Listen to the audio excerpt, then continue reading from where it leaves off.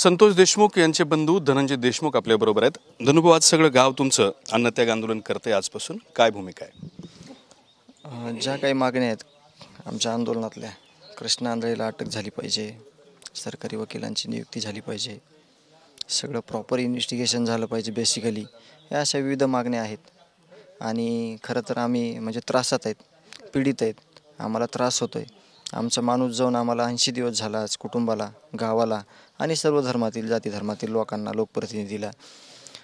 म्हणजे ह्याची सुरुवातच अशी झालेली आहे की ज्या दिवशी घटना घडली त्या दिवशी 7-8 तास मनोजदादा जरांगे पाटील यांना बसावं लागलं. तिथून पुढं सगळ्या प्रोसेस चालू झाल्या. नाहीतर सगळं जे प्रशासन होतं हे एक हातचं बाहुलं बनलेलं असलेलं दिसलं आपल्याला. आणि ते होतं, ते मान्य पण करावं लागतं आहे. आणि तसं सगळ्या गोष्टी पण समोर आलेल्या आहेत. अतिशय चुकीच्या पद्धतीनं त्यांनी हे सगळं इथं जे सिस्टम होतं ते राबवलेलं होतं. म्हणून जे काही चीड आहे आमच्या मनामध्ये किंवा जे राग येतो, आता आमचा माणूस तर येणार नाही, पण आम्हाला त्याच्या न्यायासाठी, माझ्या भावाच्या न्यायासाठी, मला माझ्या गावाला जे काही करता येते, जे काही आंदोलनाचा मार्ग असेल, जे काही संवेदनशील मार्गानं करता येईल, कुठलाही कुणाला न त्रास होता, त्या दृष्टिकोनातून आम्ही हे आंदोलन करत आहोत. कशी रूपरेषा असणाऱ्या आंदोलनाची आज तुम्ही बसणार आहात? साधारण किती वाजता बसाल आणि पुढे काय असेल आंदोलनात? आम्ही आज 10 वाजल्यापासून ह्या आंदोलनाला सुरुवात करतो आहे. आणि 10 वाजल्यापासून आज पहिला दिवस आहे. 2 दिवस अन्नत्याग आंदोलन असेल. त्यानंतर आम्हाला कुठंच म्हणजे आमचं समाधानकारक जर आम्हाला कोणी त्याच्यातून मार्गदर्शन नाही केलं किंवा आम्हाला काही आश्वासन नाही दिले, तर मग आम्ही बिना अन्न पाण्याचं आंदोलन परवाच्या दिवसापासून आम्ही हे सुरळीत ठेवू. म्हणजे आजपासून तुम्ही जेवणार नाहीत आणि परवापासून पाणी पण त्यागणार आहात? हां, बिलकुल तसंच. आत्तापर्यंत काय काय झाले तपासामध्ये, त्याच्यावरती तुम्ही समाधानी नाहीत का? जे SIT CIDकडे तपास आहे तो योग्य आहे. त्यांनी योग्य काम केलेलं आहे.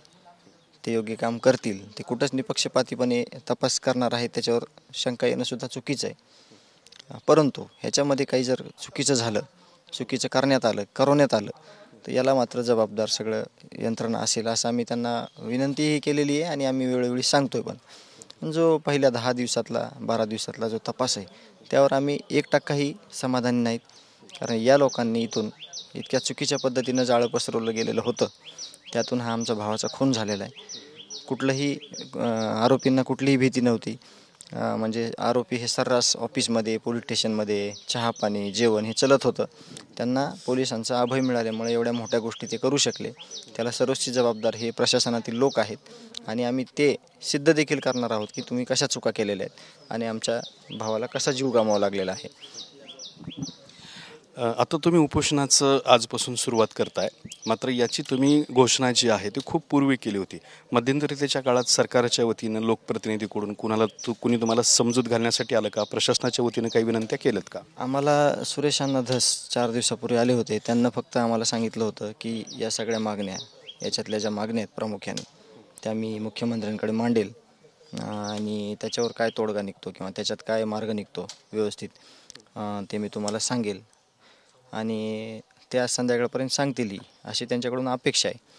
परंतु गावकरी आणि कुटुंबीय जे या पावित्र्यात आहेत, तो पावित्र्य कधीही बदलणार नाही. या आंदोलनाचा कोणालाही त्रास नाही होणार.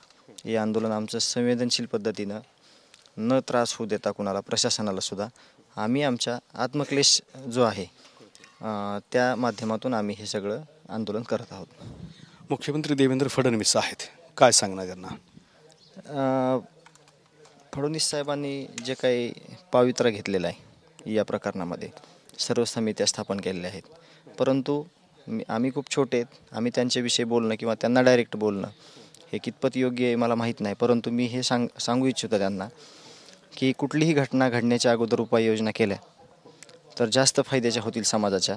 आपण घटना घडल्यानंतर आपण जे सगळे ॲक्शन मोडमध्ये येतो सगळे किंवा त्या गोष्टीवर ट्रेस करतो ते करण्याऐवजी इतर वेळेत संभाव्य काय गोष्टी आहेत त्याचं उदाहरण देखील कावत साहेबांनी दाखवलं की जेवढे 300-700 गुन्हे आहेत जिल्ह्यामध्ये, जेवढे गुन्हेगारी आहेत, गुन्हेगारी प्रवृत्तीचे लोक आहेत, जेवढे संघटित गुन्हेगारीचे लोक आहेत, त्यांची एक परेड घेतलेली आहे. त्यांना एक धमकीवजा इशारा दिलेला आहे की तुमच्यावर कडक कारवाई केली जाईल. अशा गोष्टी ह्या समाजात किंवा म्हणजे ह्या अगोदर त्याचं अवेअरनेस घ्यायचं त्यांनी काम केलेलं आहे. तशा पद्धतीनं त्यांनी काम केलं पाहिजे. कारण का घटना घडल्यानंतर किती जरी मोठ्या उपाययोजना केल्या तरी जी हानी झालेली ती हानी कधी भरून येत नाही आणि ती हानी न भरून आल्यामुळं यंत्रणा कार्यरत होतात, शिक्षा मिळते, पण नुकसानच टाळण्यासाठी कायम ह्याच्यामध्ये अलर्ट असलं पाहिजे अशी माझी त्यांना विनंती असेल. तुमच्यासारखाच ज्ञानेश्वरी मुंडे या ज्या परळीच्या भगिनी आहेत त्यासुद्धा त्यांचा लढा लढत आहेत, त्यासुद्धा आजपासून SP ऑफिससमोर उपोषणाला बसणार आहेत. महादेव मुंडेंची हत्या झाली होती, त्यांनासुद्धा न्याय मिळत नाही, त्यांच्याबद्दल काय भावना आहेत? नाही, त्यांना न्याय मिळाला पाहिजे. त्यांना सगळ्यांनी सहकार्य करणं अपेक्षित होतं. खरं तर तिथं जे लोकलचं वातावरण आहे किंवा तिथं जे काही लोक आहेत त्यांचे असे मोठ्या प्रमाणात त्यांना साथ देताना कोणी दिसलेलं नाही आहे. लोकप्रतिनिधी, सामाजिक कार्यकर्ते तिथं त्यांना सपोर्ट करताना दिसले, परंतु जे काही आता हे जे गाव आहे संतोष अण्णाच्या पाठीमागं कसं खंबीरपणे उभा होतं आहे आणि राहील हे चित्र महाराष्ट्राने बघितलेलं आहे. तसं त्यांना एक त्या महिला आहेत आणि त्यांना काही जास्त अनुभव नाही कुठल्या गोष्टीचा, परंतु त्या लढत आहेत. त्यांना न्याय भेटला पाहिजे आणि त्यांच्यासोबत न्यायाच्या भूमिकेत जे त्यांचे लोक आहेत, जवळचे नातेवाईक असतील किंवा समाजातील लोक असतील, त्यांनी त्यांच्या खांद्याला खांदा लावून न्याय मागितला पाहिजे. एवढंच मी त्यांच्याविषयी बोलेन. तर होते धनंजय देशमुख यांनी आजपासून आपलं उपोषण सुरू होत असल्याचं स्पष्ट केलंय. कॅमेरामन हर्षल निकमसोबत दत्ता कानवटे, TV9 मराठी, मस्साजोग.